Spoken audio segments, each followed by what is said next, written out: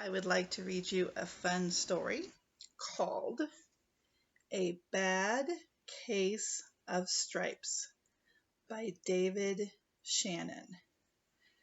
And David Shannon is the same author of the No David books. Same person. Okay.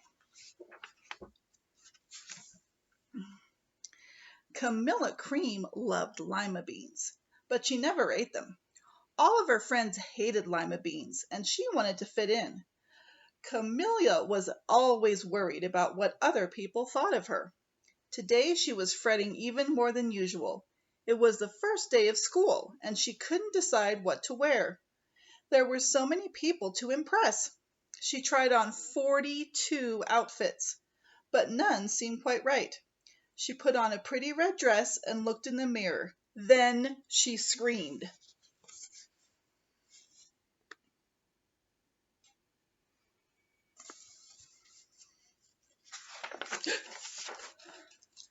Her mother ran into the room and she screamed too. "Oh my heavens!" she cried. "You're completely covered with stripes!" This was certainly true. Camilla was striped from head to toe. She looked like a rainbow. Mrs. Cream felt Camilla's forehead. "Do you feel all right?" she asked. "I feel fine," Camilla answered, "but just look at me." "You get back in bed this instant," her mother ordered. "You're not going to school today." Camilla was relieved. She didn't want to miss the first day of school, but she was afraid of what the other kids would say, and she had no idea what to wear with those crazy stripes. Can you imagine if you woke up one morning and you were covered with stripes like a rainbow? Wow. That afternoon, Dr. Bumble came to examine Camilla. "Most extraordinary!" he exclaimed. "I've never seen anything like it. Are you having any coughing, sneezing, runny nose, aches, pains, chills, hot flashes, dizziness, drowsiness, shortness of breath, or uncontrollable twitching?" "No," Camilla told him. "I feel fine." "Well, then," Dr. Bumble said, turning to Mrs. Cream, "I don't see any reason why she shouldn't go to school tomorrow. Here's some ointment that should help clear up those stripes in a few days. If it doesn't, you know where to reach me," and off he went. Even her tongue has stripes on it. The doctor does not seem overly concerned. Interesting. He says she can go ahead and go to school. The next day was a disaster. Everyone at school laughed at Camilla. They called her Camilla Crayon and Knight of the Living Lollipop. She tried her best to act as if everything were normal, but when the class said the Pledge of Allegiance, her stripes turned red, white, and blue, and she broke out in stars. She does look very patriotic. Wow. The other kids thought this was great. One yelled out, "Let's see some purple polka dots." Sure enough, Camilla turned all purple polka dotty. Someone else shouted, "Checkerboard!" and a pattern of squares covered her skin. Soon everyone was calling out different shapes and colors, and poor Camilla was changing faster than you can change channels on a TV. That is no fun for Camilla.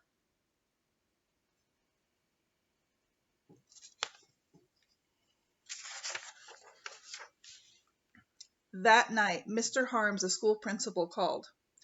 "I'm sorry, Mrs. Cream," he said. "I'm going to have to ask you to keep Camilla home from school. She's just too much of a distraction, and I've been getting calls from the other parents. They're afraid those stripes may be contagious." Camilla was so embarrassed. She couldn't believe that 2 days ago everyone liked her. Now nobody wanted to be in the same room with her. Her father tried to make her feel better.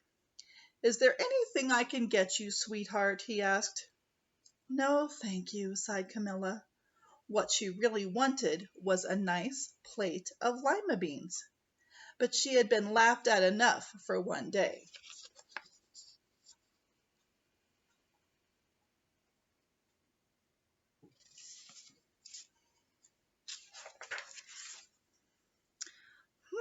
Well, yes, I see, Dr. Bumble mumbled when Mr. Cream phoned the next day. I think I'd better bring in the specialists. We'll be right over. About an hour later, Dr. Bumble arrived with 4 people in long white coats. He introduced them to the Creams. This is Dr. Grop, Dr. Sponge, Dr. Cricket, and Dr. Young. Then the specialists went to work on Camilla. They squeezed and jabbed. They tapped and tested. It was very uncomfortable.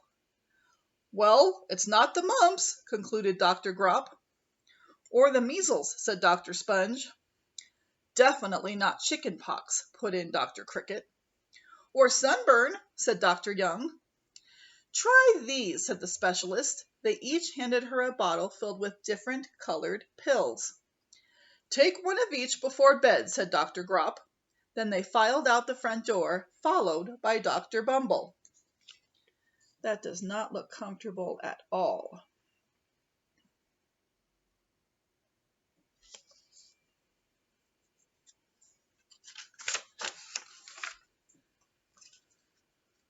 Hold on. Oops. Oh, we just lost it. That night, Camilla took her medicine. It was awful. When she woke up the next morning, she did feel different. But when she got dressed, her clothes didn't fit right. She looked in the mirror, and there, staring back at her, was a giant, multicolored pill with her face on it. Oh my goodness, look what happened to her. Now she looks like the medicine that she was taking. That is not good. Dr. Bumble rushed over as soon as Mrs. Cream called, but this time, instead of the specialists, he brought the experts. Dr. Gourd and Mr. Mellon were the finest scientific minds in the land. Once again, Camilla was poked and prodded, looked at and listened to. The experts wrote down lots of numbers. Then they huddled together and whispered. Dr. Gourd finally spoke. It might be a virus, he announced with authority. Suddenly, fuzzy little virus balls appeared all over Camilla. Virus balls. Or possibly some form of bacteria, said Mr. Mellon. Out popped squiggly little bacteria tails. Or it could be a fungus, added Dr. Gourd. Instantly, Camilla was covered with different colored fungus blotches. The experts looked at Camilla, then at each other. We need to go over these numbers again back at the lab, Dr. Gourd explained. We'll call you when we know something. But the experts didn't have a clue, much less a cure. Goodness.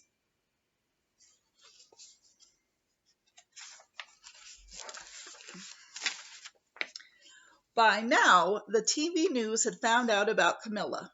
Reporters from every channel were outside her house telling the story of the bizarre case of the incredible changing kid. Soon a huge crowd was camped out on the front lawn. Look at all those people. That would not be fun.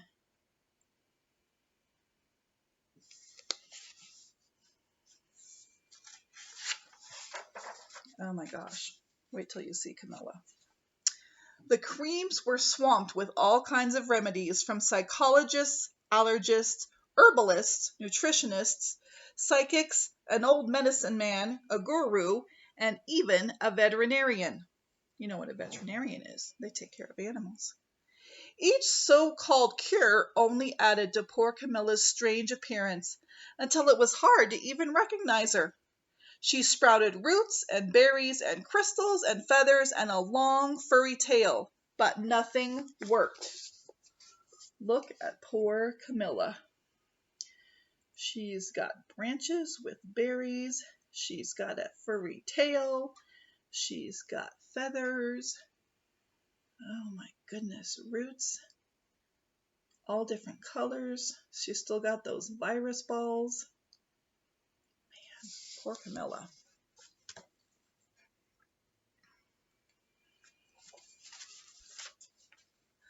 One day, a woman who called herself an environmental therapist claimed she could cure Camilla. Close your eyes, she said. Breathe deeply and become one with your room. I wish you hadn't said that, Camilla groaned.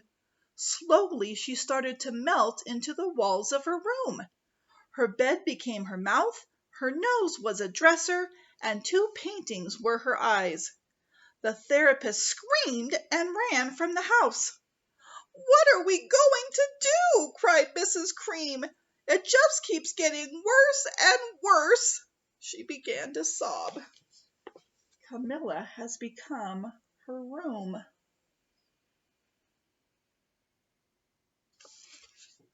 My goodness.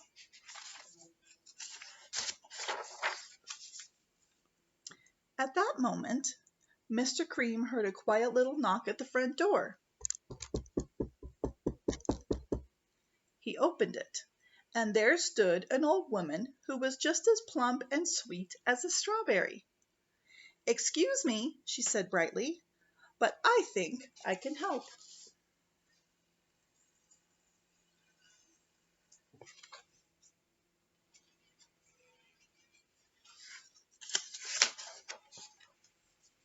She went into Camilla's room and looked around. "My goodness," she said with a shake of her head, "what we have here is a bad case of stripes. One of the worst I've ever seen." She pulled a container of small green beans from her bag. "Here," she said, "these might do the trick." "Are those magic beans?" asked Mrs. Cream. "Oh, my, no," replied the kind old woman. "There's no such thing. These are just plain old lima beans." "I'll bet you'd like some, wouldn't you?" she asked Camilla. Camilla wanted a big, heaping plateful of lima beans more than just about anything, but she was still afraid to admit it. "Yuck," she said. "No one likes lima beans, especially me." "Oh dear," the old woman said sadly. "I guess I was wrong about you." She put the beans back in her bag and started toward the door. Camilla watched the old woman walk away. Those beans would taste so good, and being laughed at for eating them was nothing compared to what she'd been going through. She finally couldn't stand it. "Wait!" she cried. "The truth is, I really love lima beans." "I thought so," the old woman said with a smile. She took a handful of beans and popped them into Camilla's mouth. "Mmm," said Camilla. She loves lima beans. But she's been afraid to admit it because everyone she knows hates lima beans, and they tease her for liking them.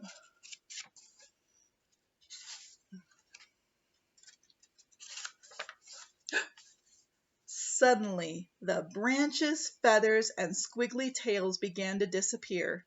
Then the whole room swirled around. When it stopped, there stood Camilla, and everything was back to normal. "I'm cured!" she shouted. "Yes," said the old woman.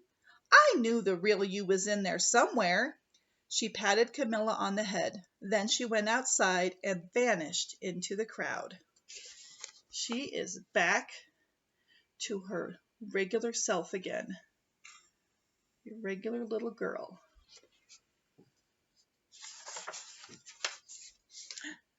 Afterward, Camilla wasn't quite the same. Some of the kids at school said she was weird, but she didn't care a bit. She ate all the lima beans she wanted, and she never had even a touch of stripes again, except on her hair bows. That is a bad case of stripes. Is there a food that you really like that maybe sometimes you're afraid to admit because most people you know don't like it? Maybe it's lima beans. Maybe you really like lima beans, but most people don't like it. Some foods that I like that maybe not everybody does. I really like Brussels sprouts, but a lot of people I know don't like Brussels sprouts. But I still like them, and that's okay if I like them and other people don't. I really like asparagus and cauliflower and broccoli, all those vegetables that are really good. You know what, though? I don't like beets, but I have a good friend who really likes beets. But is it okay if she likes beets and I don't? Of course. Would I tease her about it? No. I just let her eat beets and I don't eat them because I don't like them. All right, my friends, keep eating whatever you like to eat, even if nobody else likes it. That is okay because you don't want to end up with a bad case of stripes. All right. I wish you well. I wish you well. All through the day today, I wish you well.